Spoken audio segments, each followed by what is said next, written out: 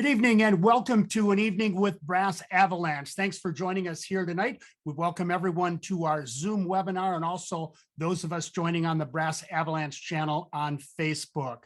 We have an outstanding program tonight with our presenters, Wendy Fisher and Hilaree Nelson. We'll be with them in just a moment, and we will cap off the hour with a screening of Off-Piste. We're going to kick it off tonight with one of the instrumental individuals in forming the BRASS Avalanche Safety Foundation. Cindy Burlack has served on the board since its inception. Her son was one of the two U.S. ski team athletes killed in the tragic avalanche in 2015. It's my pleasure now to introduce Cindy Burlack to give us some opening comments. Cindy tonight is coming to us from the U.S. Alpine Masters Championships in Sun Valley. And Cindy, welcome. Thank you so much, Tom. It's wonderful to be here with everybody tonight. BRASS Avalanche means Bryce Ronnie Athlete Snow Safety. And it's an organization that we started after our sons, Ronnie Burlack and Bryce Astle, were killed in an avalanche in Seoul in 2015, as Tom said. It was a stellar day. They were at the peak of their careers, and Bluebird Day, looking forward to some fun off-piste skiing and powder skiing, but they didn't have the information about the avalanche danger that day. And that's why we started BRASS. Tom, thank you so much for your magic. We also appreciate World Cup Supply, US Ski and Snowboard, BlizzTech, and all our supporters. We women are often overlooked in the spheres of mountaineering. Yes, we live in we provide balance in the predominantly male-dominated world. We're strong, nurturing forces, life givers, and stellar homemakers. Well, some of us are better than others. But we are also capable mountain athletes. I'm so proud to be here representing my home club in Franconia, New Hampshire, racing in this Masters Ski National competition. I've been doing the ski racing for 45 years. And it's been so much fun. I still love it. We women bring very valuable dimensions to all worlds with our insights, universal caring, and ability to see things differently from other points of view. We're so happy that Wendy and Hilaree could be here today, and thank you so much for being here. As Ronnie's mom, I continue to walk on my road of grief, and I'm so pleased to be part of this program because it's healthy for me, and we hope it will help other people from going through the grief that we have. The Astles are with me, and with all our appreciation of your tuning in and spreading the news about our avalanche education. Our free avalanche education is readily available, as you know, and BRASS saves lives, but we can't do it for free. We've applied for a grant to enable us to continue. Our grantee, in this particular case, favors applicants that have matching grants, matching funds. So please, when you're done, go to brassavalanche.org and donate what you can so we can continue to do what we do. And thank you so much for listening. Thank you very much, Cindy. And again, anyone who wants to support BRASS, you can just simply go to brassavalanche.org, make a donation. It would be immensely helpful if you could do that. We're going to get to our speakers here, and I want to thank a couple of other sponsors. One new one for us this year is Sync Performance, a great clothing company out of Vail, Colorado. They actually did a really interesting thing this year for us. They put a QR code on all of the hang tags on their clothing distributed across the country and across the world that leads to the BRASS Avalanche site to help encourage people to get the education and to spread that word to others. So let's get on to introducing our panelists here today. We have two amazing athletes who are joining us here today. Many of you were on the panel we had back on Bryce and Ronnie Day on January 5th, having people like Dan Egan, Darren Rawls, Chris Davenport has been with us in the past, some great names in skiing. We have a couple of amazing athletes with us today. I want to first introduce a skier who grew up skiing in the Tahoe area. Wendy Fisher went to the Burke Mountain Academy. She was a ski racer out of Tahoe, went to Burke Mountain at the age of 14. At the age of 15, she made the US ski team, and not long after that, she found herself at the 1992 Olympics in Albertville.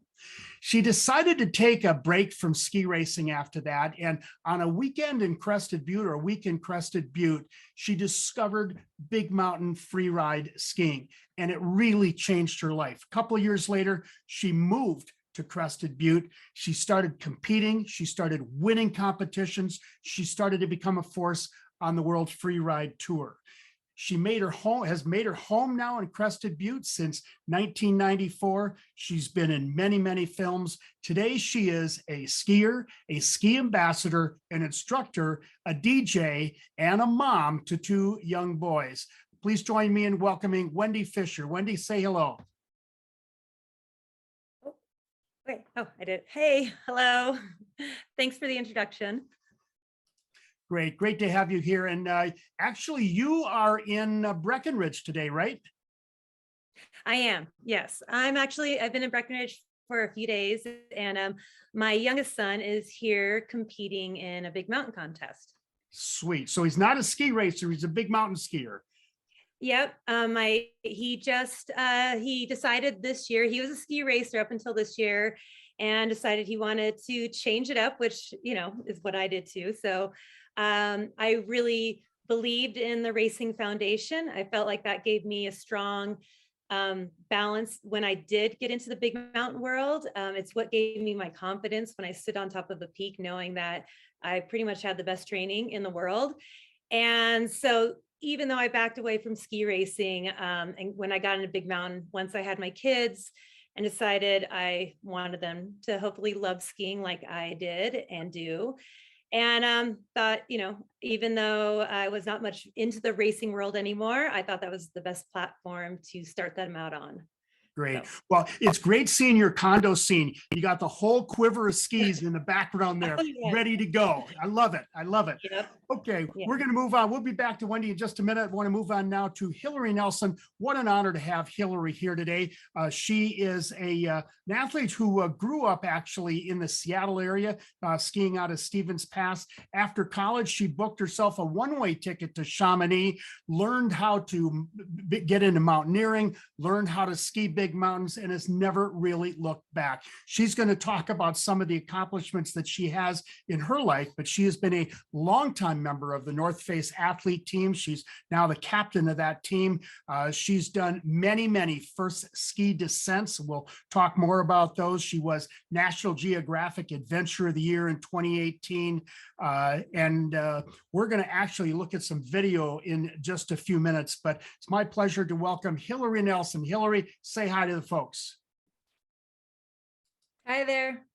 Thanks for having me on here, Tom. It's an honor to get to hang out with Wendy a little bit. She and I go way back, and just nice to be here.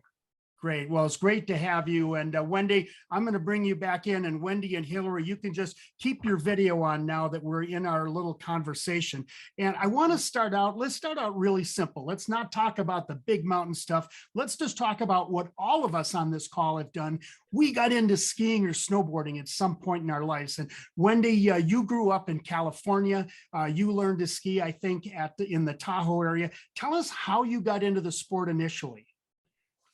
Well, it was, as a recreational sport at first. My parents would drive us up to Tahoe from the Davis area. I was very little. I had 2 older brothers, and we'd get a cabin on the weekends, just like everybody else. And it just kind of organically happened where my parents, I guess, got sick of the commute. And then my oldest brother, I have 2 older brothers, my oldest one, Mark, told my parents that he loved skiing. That's all he wanted to do. And the teachers, because he was dyslexic, said he actually did better in the wintertime. And with all this information, they moved us to Tahoe and threw us in the Squaw Valley ski team. And we all fell in love with it.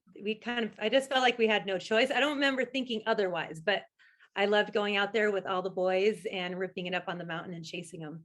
Yeah, it's just fun to get out there as a kid, isn't it? Mm-hmm. Oh, yeah. and Yeah. still is as an adult. It still is. That's right. Hilaree, you grew up in Seattle, a little different scenario, but again, you got into it for fun, right? I got into it for fun.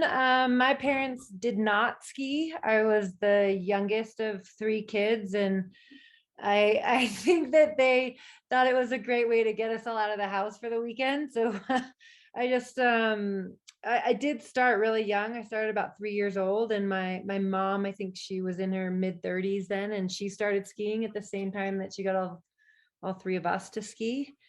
I mean, we went to Stevens Pass, Washington State.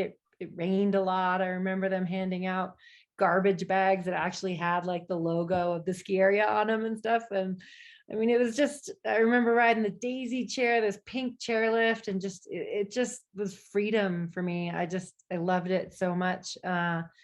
And as I got older, we lived an hour and a half or so away from the ski area, and my parents would drop me off Saturday and Sunday morning at like 5:30, 6 in the morning, and I'd get on a Greyhound bus with my brother and sister, and we'd go up to the ski area, ski all day, and then come back down. And I don't know, I just loved it.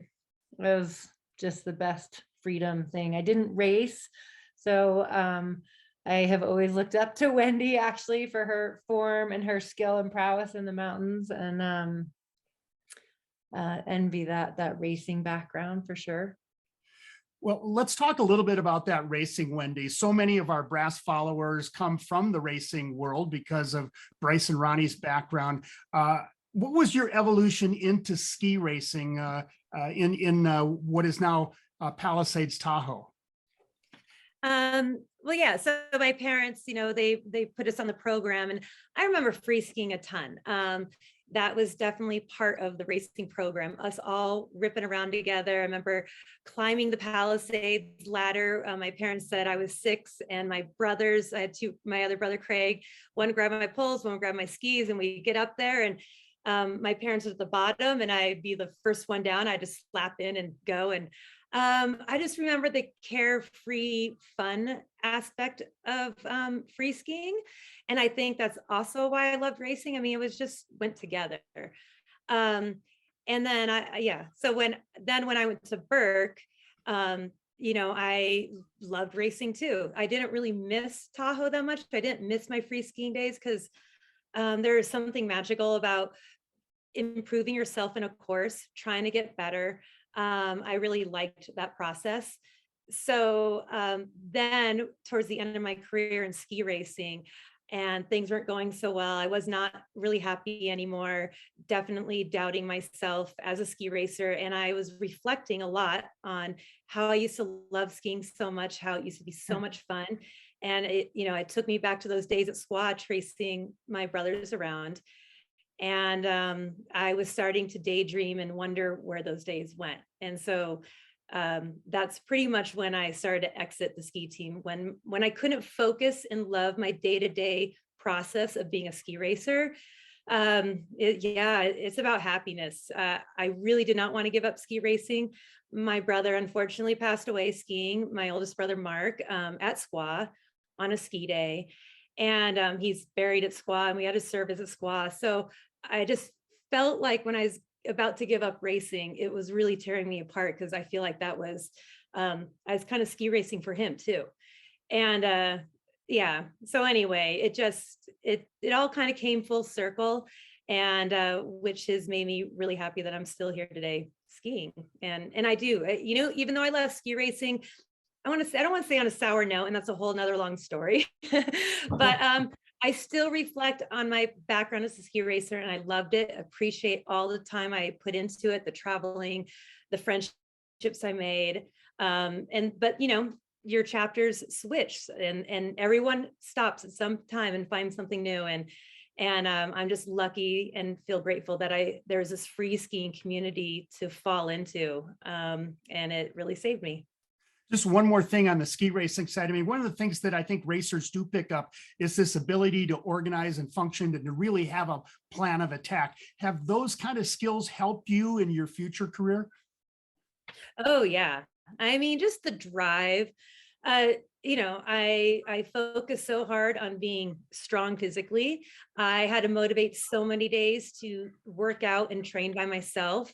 And then the process of just getting up early, being self-sufficient, you mature very quickly. And I just feel like, traveling the world, being a dedicated athlete, I think in any sport, because you are so young, it teaches you so many skills if you decide to fulfill it out. I mean, there's lots of young athletes who, decide this isn't their avenue and they don't want to put this much time and effort into it. But for me, it was my happy place. I was not great at school. I struggled in school. So sports was my outlet, and skiing was the one that I was able to master and make me feel confident and good inside. So, I mean, I recommend, parents don't want to push their kids into sports, but I feel like it does not hurt to have that. You should give kids opportunities in all different outlets, but, sports really helped me, and I'm glad my parents pushed me and kept me involved in the sport. Cool. Hilaree, let's go to you. You didn't have the racing background, but legend has it that you booked yourself after college a one-way ticket to Chamonix. Is that true? And what was your motivation to do that? Well, actually, it's a little bit of a different story. My parents got me a one-way ticket to Chamonix. Parents did. My parents, which might be even worse, actually. I'm not sure. I kind of found, I grew up in very traditional sports, but like Wendy, sports that hard activity sort of kept me out of trouble and kept me on it was sort of validity with my father, who was always trying to be the apple of his eye, and that happened through sports. So I grew up playing very traditional sports, basketball mainly. And when it came time to go to college, I found a different type of skiing off the ski area. And that was when I first got into ski mountaineering and putting skins on the bottom of my skis and climbing 14ers. And my parents had no idea what I was doing, and they didn't quite understand or grasp this new passion I had. And I had told them that I really wanted to go to the Alps, and they didn't quite know how to frame that. So they got me a one-way ticket. And I went and I stayed there for 5 years and learned. Basically, I would call it like my second university, because I was in those mountains every day, all day. I'm just learning from anyone that would let me tag along. I would say I'm very grateful that I survived that first winter there, because I was very green. I didn't know avalanches. I didn't know crevasses. I didn't know glaciers. And it's a very steep learning curve there. So I made it through that first winter and managed to stay and continue on for 4 or 5 more winters after that. And really just created this passion for going uphill, for climbing mountains, for adventurous places, combined with skiing, which I already loved. You could have gone to any place in the Alps, probably. Was there a particular reason you picked Chamonix? Yes, for sure. The Blizzard of Oz. Of course. Completely. Are you kidding me? If there's anyone on this call that hasn't seen the Blizzard of Oz, you should probably dig that film up and watch it. Yes. It is amazing. I watched it this past Schmidt, winter. Kristen Ulmer. I mean, yeah, that's why I went to Chamonix. So tell us about your first ride up the Agita Midi. Oh my gosh.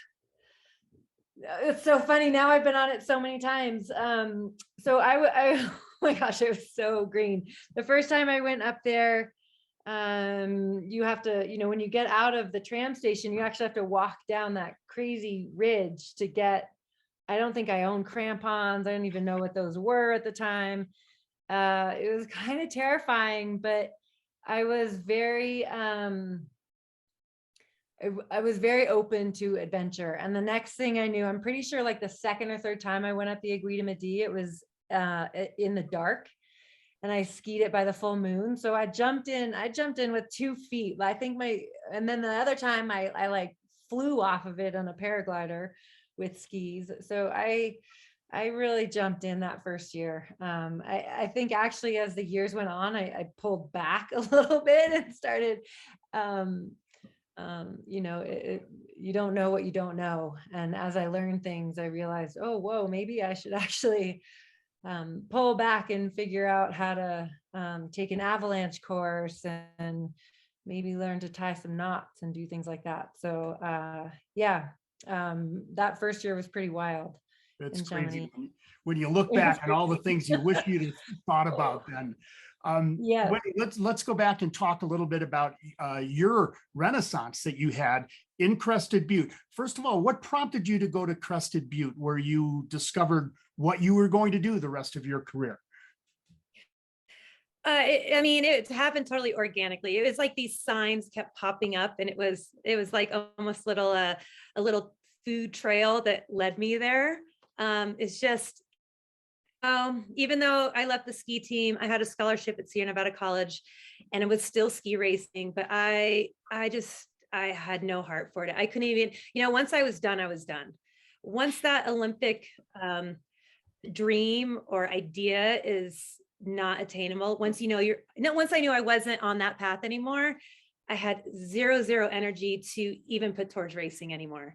And so I was at a little fundraiser. I was a pro at a fun little ski race, and I was at the start across from Kim Reichhelm. And one of the horrible things that didn't not help the end of my skiing career for college, that is I didn't tune my skis. I didn't care about tuning my skis. So we're at Squaw Valley, super sheer ice race. I'm in Surrey Gate next to Kim Reichhelm, and she's like, "Oh, former Olympian's going to kick my butt." And I was like, no, I'm not. I mean, I could barely push out the starting gate, but I am skiing on dole skis. And so I pretty much look like a child trying to get down the course. And I got into the finish line, and I looked at her and I was just like, I cannot do this anymore.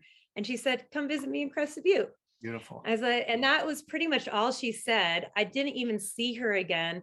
And then someone else, then I started free skiing with these guys at Alpine. I was supposed to be training, but it was a great powder day. And I snuck away and free skied with all these guys, and they're hitting this air. And before each of them went off, I was like, "Can I do that? Can I do that?" And so I'm the last one standing, and they're all waiting for me. And I hit the air, and everyone's like, "You need to do the extreme skiing contest." And I kind of heard of him because of Shane. And he and I had grown up together and went to Vert together. And he was doing all these crazy, weird things and having fun skiing. But I decided that I was going to give up my skiing scholarship because I just did not want to ski anymore. So I faxed my dad a letter in San Francisco, and I said, "I'm giving up my scholarship, quitting school." I put that same letter underneath my coach's door and never saw him again, and packed up my room. And I called up Kim Reichhelm and I said, "I know we only spoke briefly, but can I take you up on that offer?" And so I bopped around to different ski towns, and to my parents, I said, I'm taking my summer vacation now. I'm going to go find a place to mountain bike race and go to summer school, because I still was that athlete. Like, I needed to do something. But I'm going to go try to have fun one last winter and never ski again. So I was kind of on this mission just to fulfill that fun and joy that I missed in skiing, and then figured there's nothing else in my skiing life. I wasn't ready to be a ski instructor. I was not ready to teach.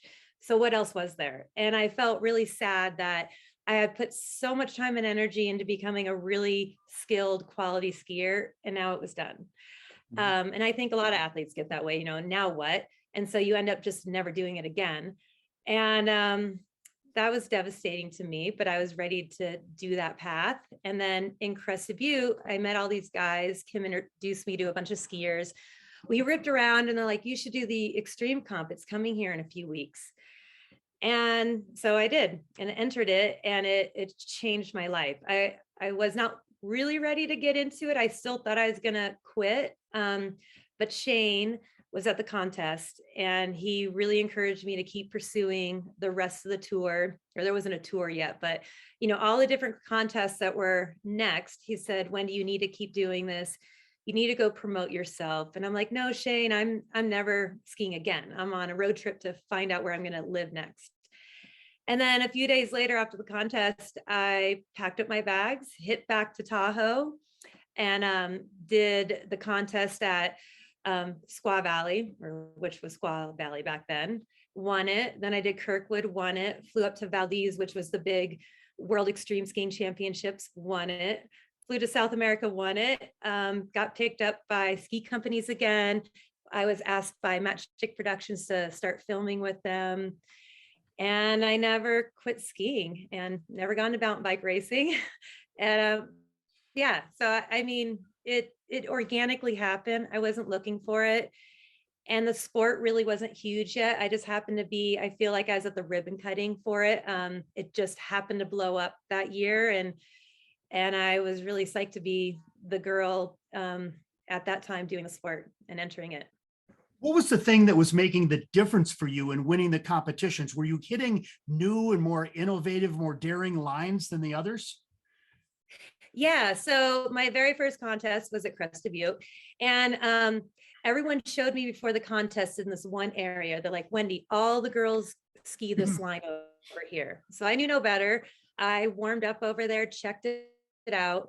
And back then we had, is a 3-day contest, 2 runs every day. So I did my first run, went where all the girls went. Everyone looked fine. And then I bumped into Shane, and I hadn't seen him in a while, and he was at the finish, and he had a later male start. So he was at the bottom with me. And now the guys start coming down. And I don't mean to be rude or disrespectful, but they were not great skiers. And they were coming down in this gnarly line on the head wall, airing into it, doing this crazy stuff in the back seat, totally yahooing. And I looked at Shane, I'm like, I'm a better skier than him. Can I do that? And he said yes. And I asked the same question about for 5 skiers. And so Shane helped me pick out a line, went back up. All the girls went back to their zone. And then I started skiing down the men's line. And the camera guy didn't even get me because I didn't go where the girls, they were predicting. Everyone was screaming and yelling at the bottom and cheering. And I'm on 200 GS skis with derby flex and bent GS poles. And so I take this air and I land in this little sliver of snow, shoot out and make like 3-4 GS super G turns down the bottom. Everyone surrounded me and said, we've never seen a girl do that.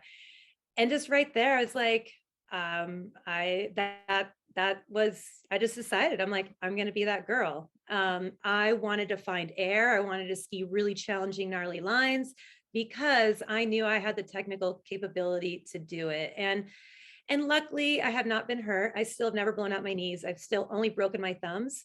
And this is the mentality, you know, you'll hear with Hilaree and I getting into our adventure life of backcountry skiing, but I would look at a venue and I would look for some place I could catch air because that's what girls were not doing a lot of. And I would look at it and I would tell myself, I know I can do it, but if something goes wrong, yeah, I could hurt myself. I really embraced the fact that I might break a leg or I might blow out a knee.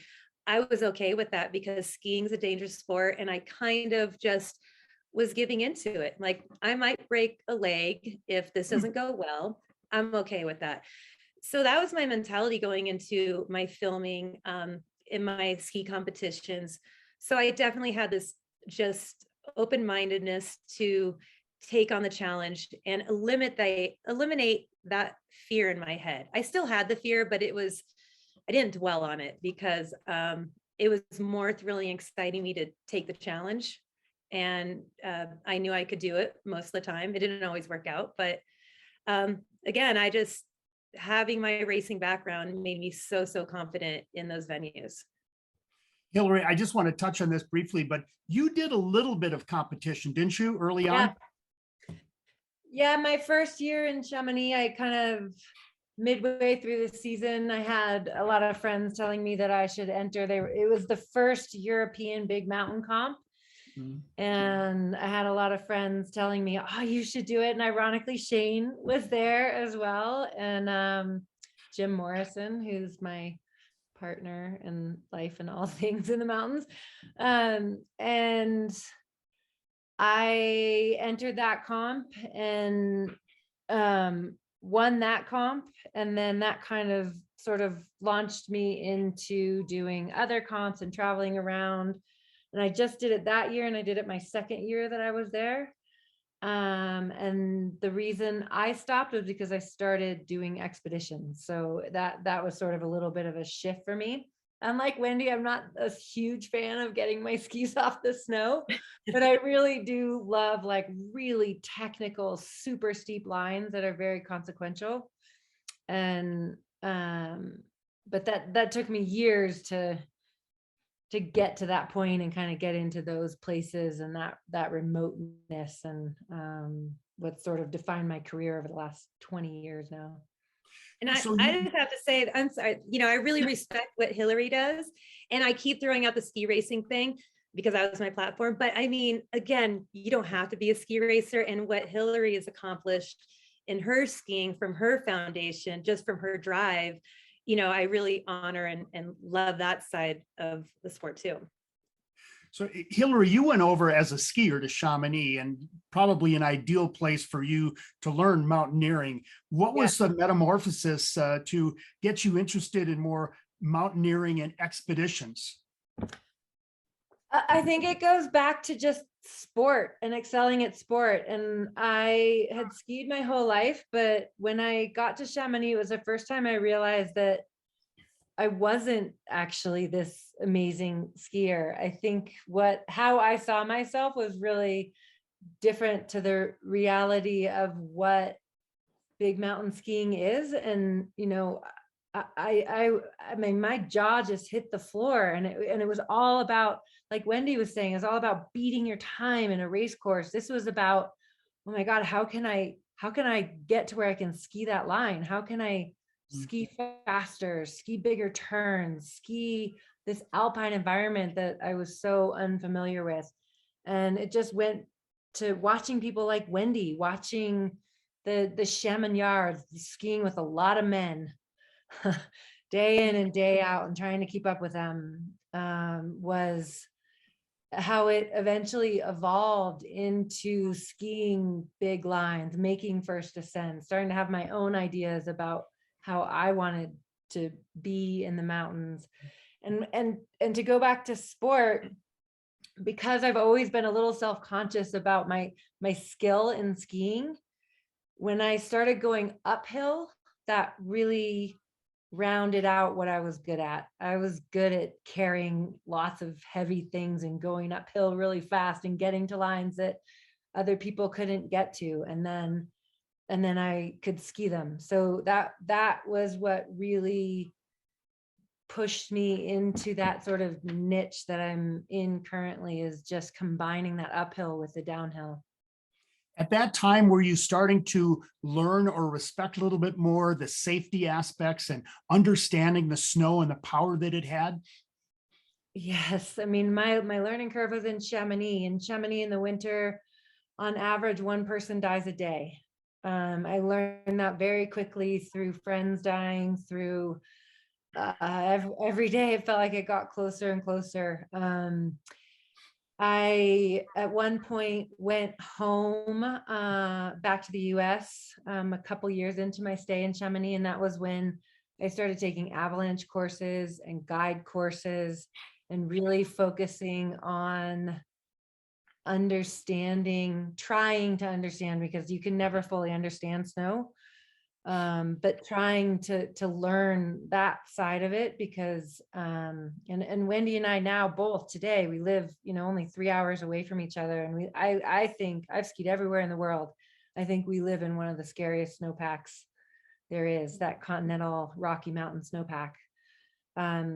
So yeah, it took me a couple of years again to realize what I didn't know, and then I needed to go and get that education and start seeing the mountains differently and appreciating how amazing they are and how dangerous they are. And that's still with you today, I imagine, every time you go out. Every time, even today. Even today, I saw an avalanche somewhere that I'd been skiing just a couple weeks ago, in a place that I've never seen it. So yeah, every day. I think a big part of that safety when it comes to being in the mountains is is, and this is really hard to do, but it's like shedding that ego and trying to be humble and looking at something you skied 100 times and understanding that just because you skied it 100 times, you don't know how it's going to ski that day. Oh, that's so well said. Wendy, I want to go back to you, and we're going to do a little screen share here, so bear with me. And I want to show people a little bit about what you do. Wendy Fisher opened up an entire new world in terms of female big mountain skiing. She charged so hard and with such style, she just took it to a whole nother level, and it was like, I want to be like her.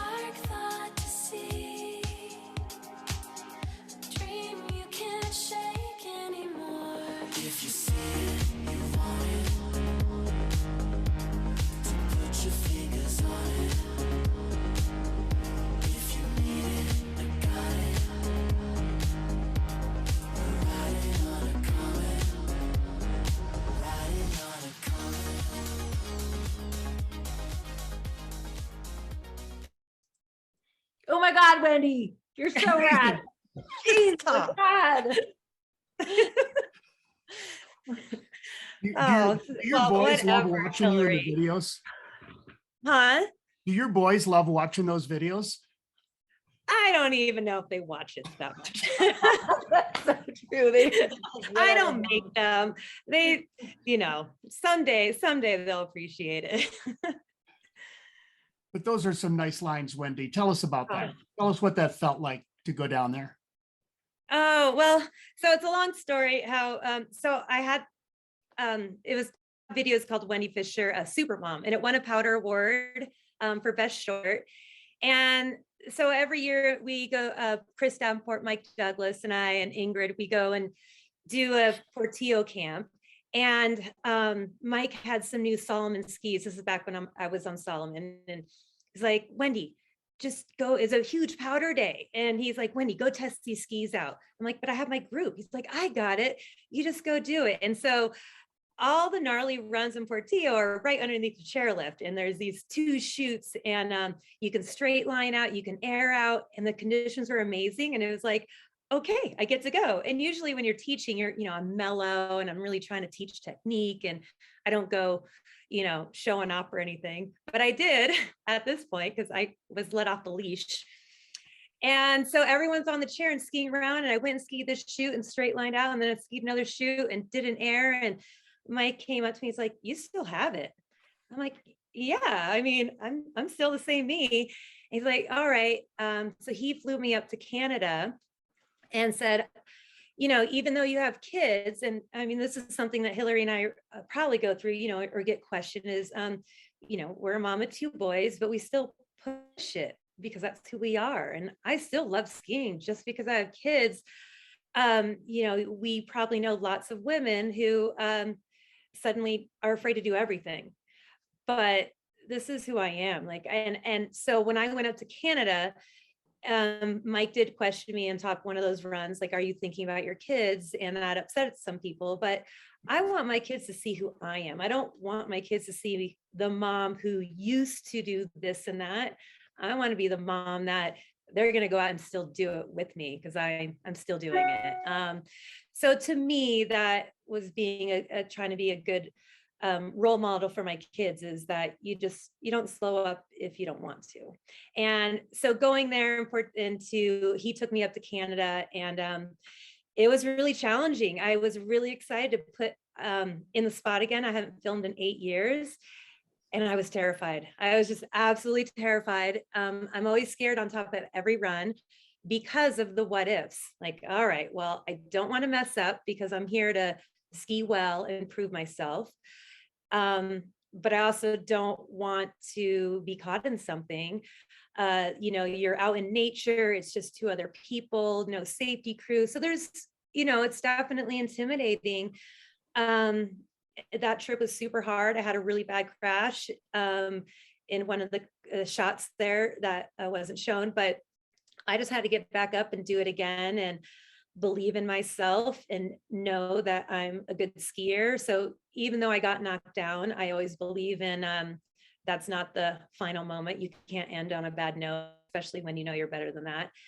And that big air and there's a big air in the shot that Mike Douglas took me to. And I was like, oh my God, I can't believe I'm about to do this air. And I'm standing at the top and he started heckling me, being mean. I can't say all the things he was saying to me, but he was trying to,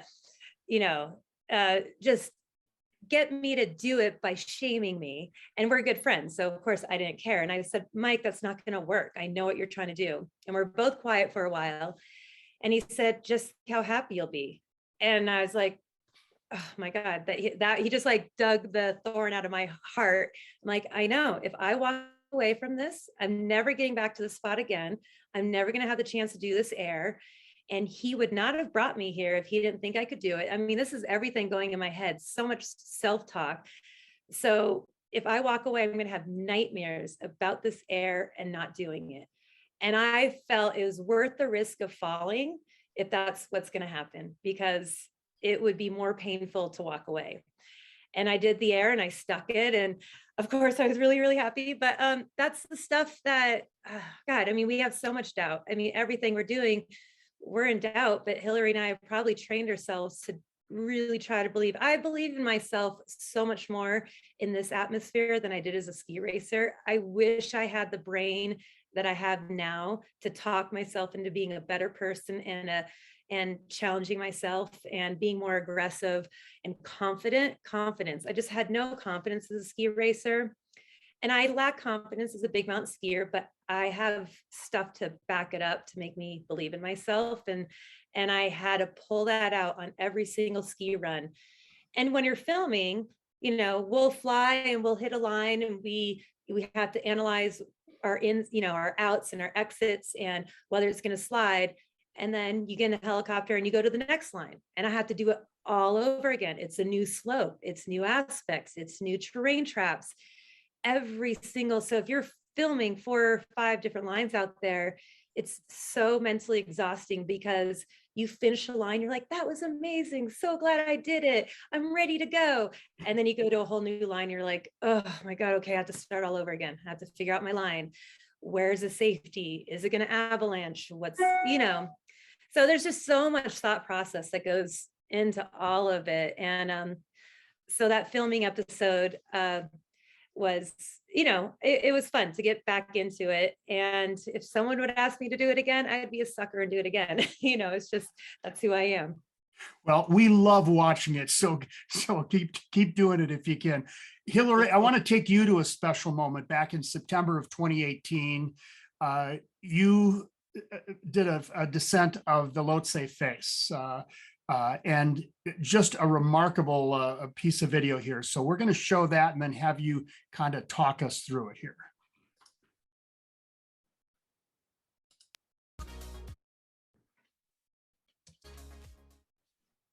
When Fisher opened up,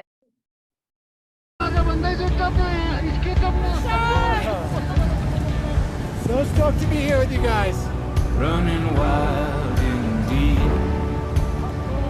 I am. And it's only in that way where you've done everything you possibly can to set yourself up for success, and the universe grants you a moment, and you take it. Been searching for a place that's alive and untamed, running brave.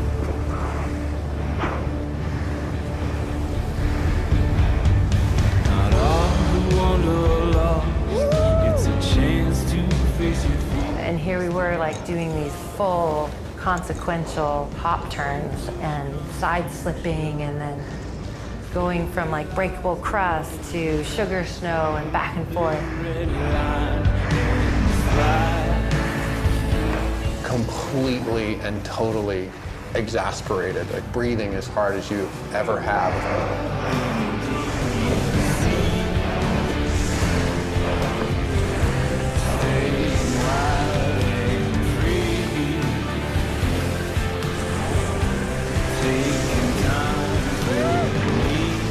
If you think of all the thousands of little things that need to line up for that to happen, and not only to succeed, but get it in what I would call Himalayan, like A+ conditions, it's truly a mini miracle.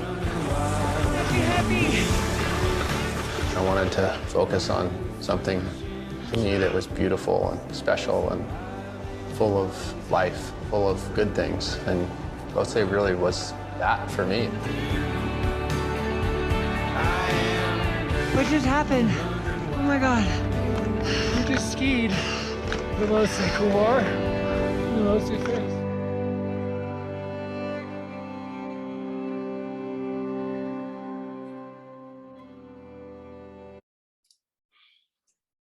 Hilaree, that had to be amazing to ski that with Jim. Yeah, I mean, that was, it's hard to even put it into words. That's why that video is so great, because it was, you know, I'd actually climbed Lhotse in 2012. There was no snow on it. It was all rock. It was crazy. And I put a lot of thought into how we could go back in a fall season. And, you know, it had been tried many times before, but we just had a lot of hard work and a lot of luck on our side. And, you know, skiing from 28,000 feet is kind of crazy. But, you know, that first pitch where those first turns were, that whole time you're looking at Mount Everest, and those first few turns were about approaching 60 degrees, really, really, really steep. And, you know, you take a turn and you drop 15 feet before you land on the ground, like just insane. And then, you know, there's no avalanche forecasting over there per se. The way the aspect of the Lhotse Couloir is that we never even saw it, never knew what the snow was like in it until the day we were trying to go for the summit. We could assess the Lhotse face, which was actually quite perfect. I mean, I'm not a great ice skier, but there was like a couple millimeters of sort of neve snow stuck to the glacial ice, but it was consistent for 5,000 feet almost. So we had that one, but we didn't know the 2,000 feet of the Lhotse Couloir until the day we went up there. And it was very variable, very intense, but just really a perfect day. And we were able to ski the whole thing. Did you have the ability to analyze or assess the snow conditions for safety purposes? I mean, it looked like it skied about as good as it could ski. I think it skied about as good as it could ski. There was one section just below you have this super steep summit block that's like I always compare it to like if you had the hood of your car and you lifted the hood up, it's like skiing that hood. And then you kind of came down into this little catcher's mitt, and just below that was where there was the main section that I was worried about. It was this very hollow wind slab that it was short, maybe it was only 200, 300 feet. But that was the one section on the way up because fortunately we climbed what we skied down. So we had all that time to assess what those conditions were. And both of us really red flagged that one section, that hollow, you know, echoey wind slab. And we were able to kind of turn through it, but get it on its edges. So we weren't right on the middle of it. And I think that, you know, once we got through that, the rest was just navigating a tight couloir section, and that was the worst of the avalanche conditions we faced, which is just really incredible for that long of a ski run at that high of an elevation. When you're in a situation like that with a major descent, how are you equipped? Do you have airbags? I imagine you have transceivers, but what do you do to prepare yourself for the what if? You're not gonna like this part of it. There's no airbags. We did not have transceivers, which may come as a shock. It's something we discuss a lot at the base before we head up. We wore transceivers all the way up to Camp 2. It's impossible to really relay how every ounce counts, and to be caught in an avalanche up there is to not survive. There's just no two ways about it. So we figured that the avalanche transceivers, if we were to be caught, would only be a distraction for the people that we were climbing with in their efforts to find us. This sounds really morbid. And so we just assess as we go up, and we were very prepared to turn around at any point if we thought the avalanche danger was too high. And we didn't. It led us through, and it led us back down.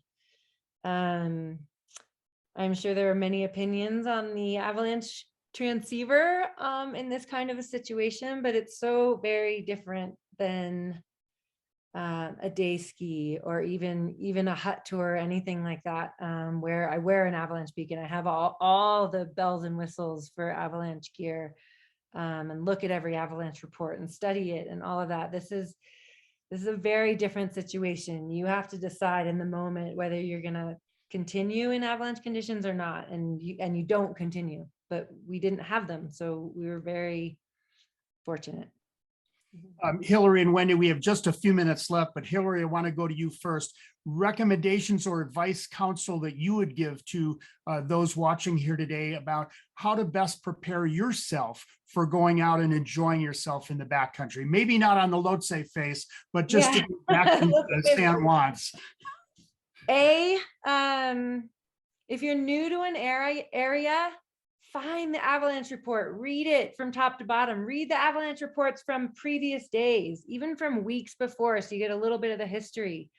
Go to the ski patrol hut, talk to the ski patrollers, have the gear, take an avalanche course. You can't know too much, right? So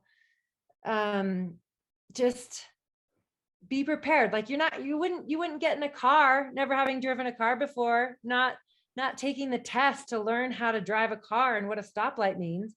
So why would you do that in the backcountry? Just get educated, read about it, talk to people. It's a great way to get to know people. Hey, you're out here, you've got skins on, do you live here? What can you tell me? I know from being a local in Telluride that if somebody asked me that, I would give them as much information as I could. And it'd also be like, today's not the day to go out there. Don't do it. Or today's a great day. I mean, I had somebody ask me that today. I'm like, today's a great day. Just take your time. Take it slow. Be safe. Thanks, Hilaree. Wendy, thoughts to add to that? Yeah, taking the classes, yes, are so important. And just because you take your level 1, level 2 avalanche, don't think you know everything. And one thing, when I used to film, we'd have guides and he'd dig a pit and I would just be waiting on the word, like, is it safe? And I'm like, how is it? Is it good? And he just looked at me, he's like, Wendy, you never know. And that just stuck with me. You never know. I don't care. Even if someone says it's a great day, you still go up there and you make a game plan. You look for your outs. You know the type of skier you are. Well, can I make how many turns and I'll go in that safe zone in the tree? Too much communication is never too much. Make sure everybody understands where you're meeting. A great thing that I used to always use is, even take pictures. Take a picture of a meeting zone, or if you're pointing up and you're skinning and you're talking about a place, pointing up into the trees and the mountains means nothing. I've done it so many times. I'm going to ski that line. And you just point. There's so many trees, so many rocks out there. If you can take a picture and zoom in and everyone discuss the game plan with the picture there, so you can all be on the same page. That really helps. And just, I ski race, and yeah, we had to memorize courses, and I memorized areas more in backcountry than I ever did at a ski race. Looking where it's safe to be, safe zones, and then know that if you feel like you're in a safe area, know that if you turn around a different aspect, it's a whole new ball game. So, yeah, just never feel like you know enough. Just always be with good people who will make sound decisions with you, and not try to be arrogant. And if that does happen, find new friends to go out with. Important. Can I add one thing to that too? And this Please. goes back to the women in the backcountry that, and again, this is not foolproof, but you have a woman in your group and your chances of being caught in an avalanche go down significantly. I think as females, we have a unique point of view. We promote conversation and communication a little bit better. We're looking at things, we ask more questions. Would you agree with that, Wendy? I feel like statistically that's a fact, but I feel like if you're the female out there and you're the female in the group, like, have a voice and just make sure that you are heard and you ask questions, because you do bring that different perspective and that different point of view.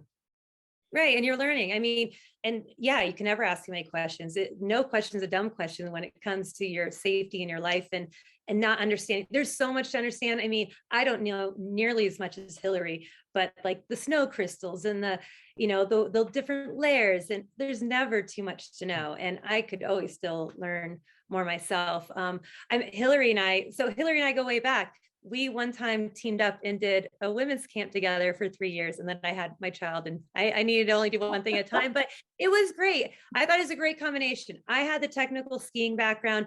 Hilaree had more the avalanche background, but then we both, we did one day heli skiing, one day on the resort for technical stuff, and then one day in the backcountry. And we both had different perspectives, and it was really fun. I think we need to bring it back, Hill. Yeah, we should bring that back. That was fun. Well, Wendy and Hilaree, you have inspired us with your skiing. We love watching you. And thank you so much for joining us here at BRASS Avalanche tonight to share a little bit of your story, and particularly to share your thoughts on snow safety. Well, yeah, thanks so much for asking, including me. And I love being on this with Hilaree because I respect her so much. And yeah, I hope people are safe out there. Yeah. Thanks, Cindy, for having us. And thank you, Tom. Thanks to both of you. We're going to close it out now with a showing of Off-Piste. And for those of you who have not seen the film, a very poignant look at what can happen out there. It was a tragic accident back in 2015, but out of it has come education that we hope will help others. Join us now in watching Off-Piste.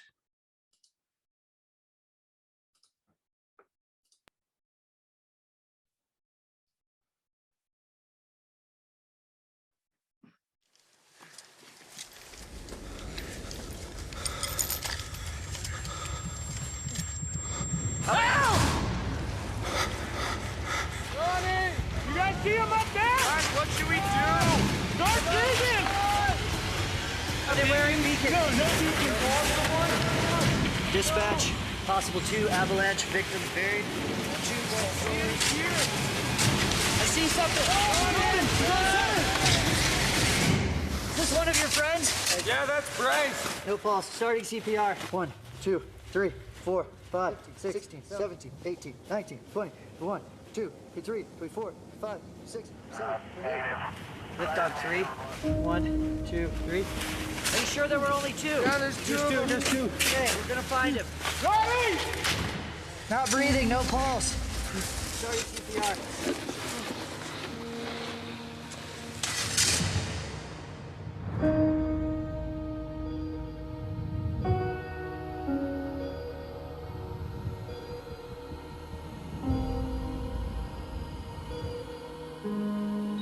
glacier can turn deadly in a matter of seconds. It's hard to believe that such a tragedy could happen. The accident has left many in the skiing world in shock. Tragic news tonight as 2 elite skiers training for a spot on the U.S. Olympic team are killed in an avalanche. Rescue crews from Solden were on the scene immediately with multiple helicopters. Our thoughts and prayers are with those who are apparently lost in this specific incident.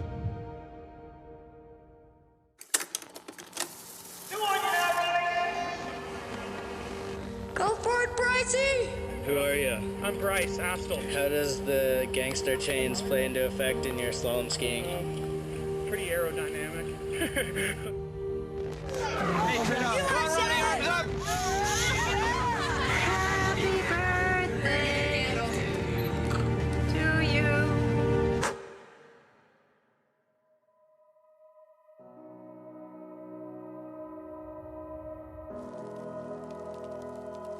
I was shattered, and I know everyone around me was too, and can't even possibly imagine what it was like for the families. Losing Bryce and Ronnie was a huge hit to the U.S. team. They're the next generation. These two guys were the best in their disciplines. Bryce in slalom, Ronnie in downhill and Super G. They were the next up-and-comers. They could be the guys competing in the Olympics.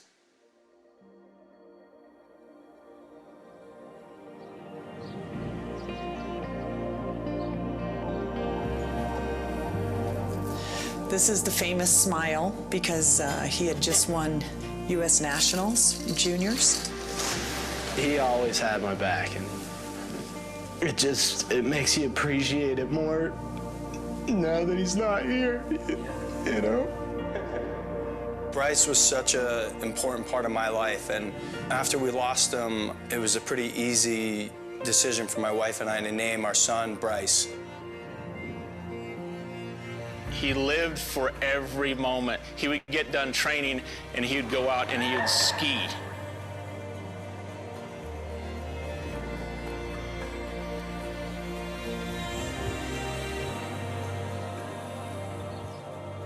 And this is a card that we made up at the time we lost the boys, and it has Bryce, so amazing on skis, and Ronnie in his element going 70 miles an hour through the air. He was kind, and he was grounded. Ronnie, he was always just a jokester. He wasn't afraid of the World Cup vet. He would just always speak his mind to me, and I love that about him, you know? Watching him laughing just made me think, wow, I have the best brother ever. He was a good teammate, he was a good friend, a good son, and we had a lot of fun together. January 1st, 2015, I took Bryce to the airport. He was going to hook up with Ronnie Burlack and the rest of the U.S. ski team. They were going to Europe to train for Europa Cup. We got to Solden, and it had just snowed a lot. Obviously, there's no training because there's so much snow. So we sent everyone out to go ski around and have some fun. Just seeing snow that's untouched and being like, this is a dream come true. We were having an amazing time. We could see the bottom of the valley, we could see the road, so we started skiing. I just remember skiing across this face, and all of a sudden, I just heard cracking.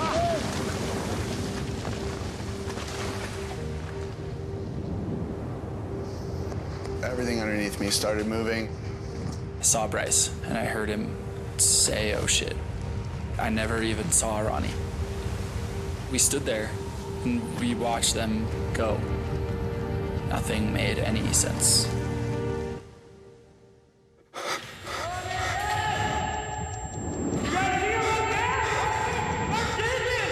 Then it just instinct took over, and there were people who had skied down right before us who saw everything and pulled out their transceivers.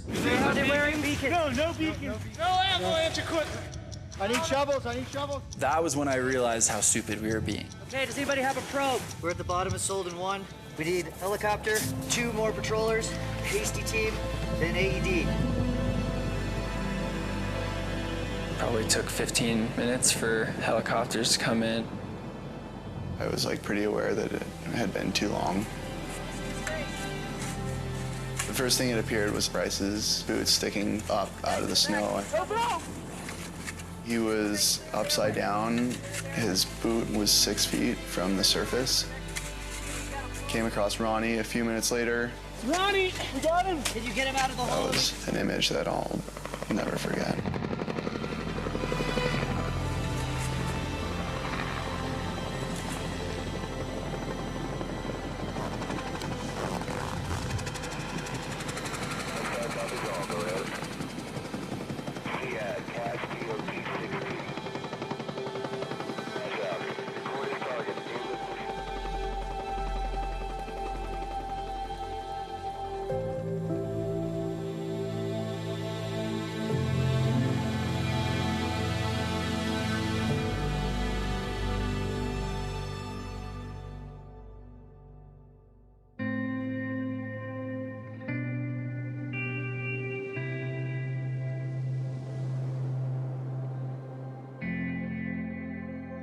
The concept of riding up a lift, skiing on a trail, and we're in danger, that did not exist in any of our heads.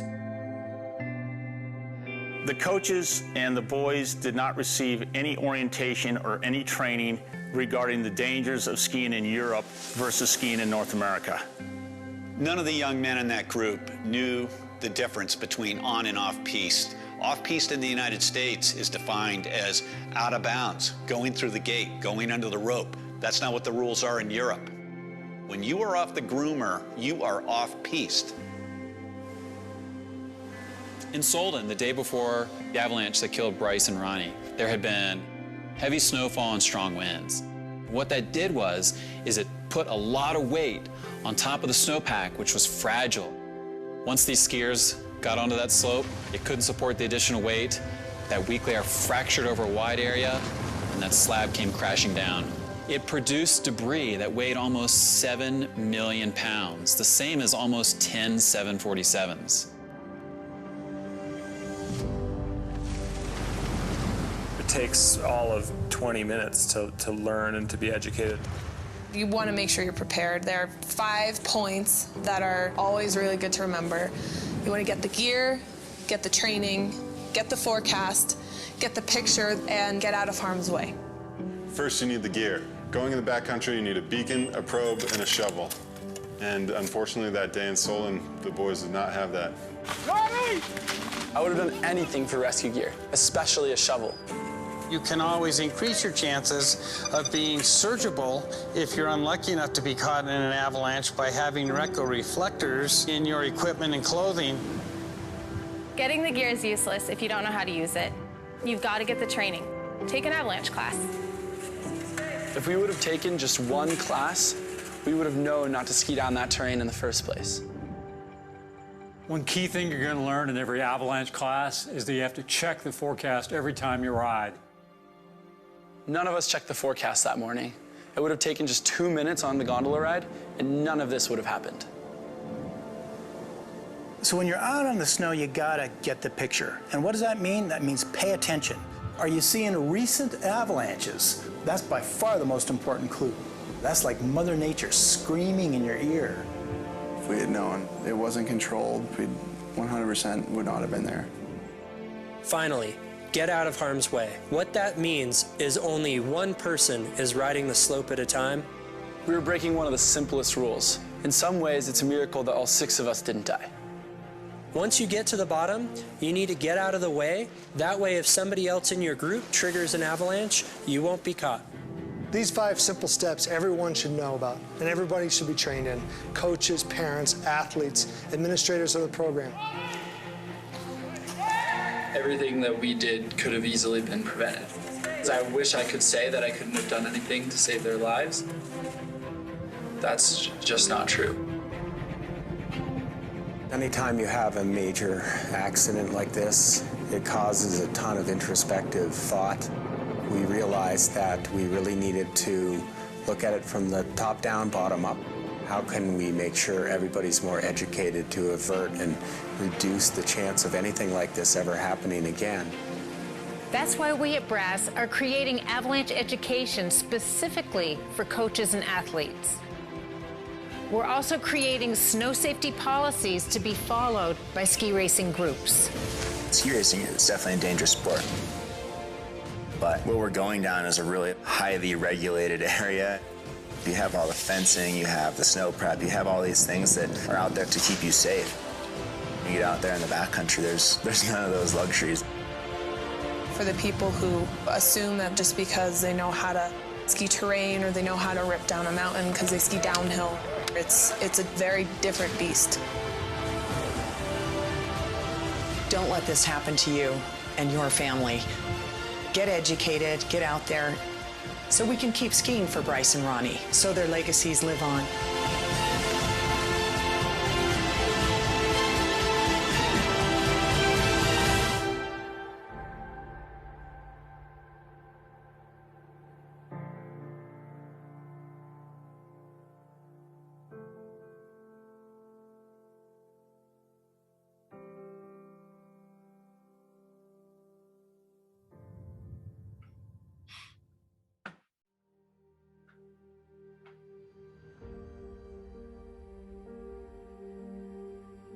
Thanks to everyone for joining us for this evening with BRASS Avalanche, and a special thanks to Wendy and Hilaree for joining us here tonight. If this has been a beneficial presentation for you, tell a friend. It's a simple thing to do. We'll have a recording up on our Facebook channel and website. Share that with someone that you know who could benefit from this education. And you can also help BRASS by making a donation to support our cause. Just go to brassavalanche.org and make a donation. It will help someone else to learn. Thank you very much for joining us tonight.